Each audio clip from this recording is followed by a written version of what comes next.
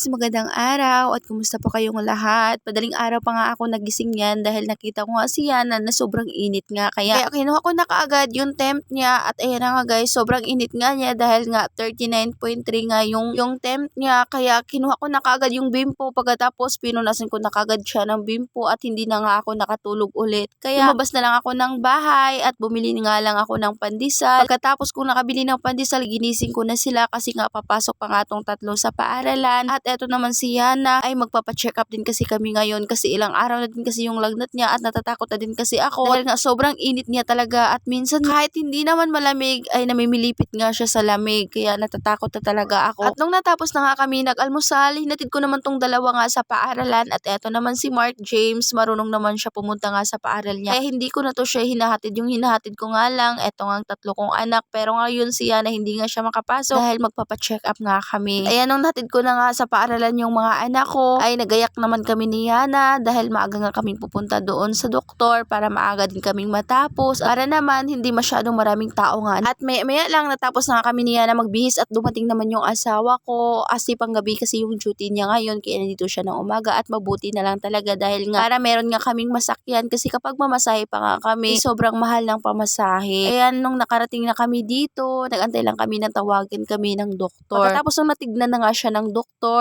ay nag-request nga yung doktor na ipalab nga yung sa dugo at saka sa ihi niya. Kaya ayan guys, nagbayad na muna ako dito sa may cashier. Pagkatapos bumili na ako ng buko juice para nga makaihi kaagad to si Yan at hindi nga kami magdagal dito dahil susunduin ko pa nga yung dalawa niya kapatid nga sa paaralan. At ayan na guys, nung natapos na nga kami, nakuhaan na nga siya ng dugo at nakaihi na nga siya, ay umuwi kaagad kami sa bahay dahil nagugutom na nga din siya. At mamaya pa din kasi makuha nga yung result ng lab niya kaya umuwi na muna kami sa bahay para makakain nga kami ng tanghalian at sana nga magiging okay lang lahat ng resulta nga sa lab niya. At ayan guys, sumakay na nga kagad kami dito sa motor at napakainit pa naman yung panahon nga ngayon, sobrang sakit talaga sa balat kaya kailangan talaga laging umiinom nga ng tubig. At bago nga kami umuwi sa bahay ay bumili na muna kami sa butika nga ng cold fever pagkatapos eto ngang moot juice. At pagkatapos naman bumili na rin kami ng lutong ulam para makakain kagad kami pagdating. Ayoko na kasi magluto guys kasi napakainit nga doon sa lutuan ko at sobrang gutom na din kasi kaya hindi na talaga ako makaantay na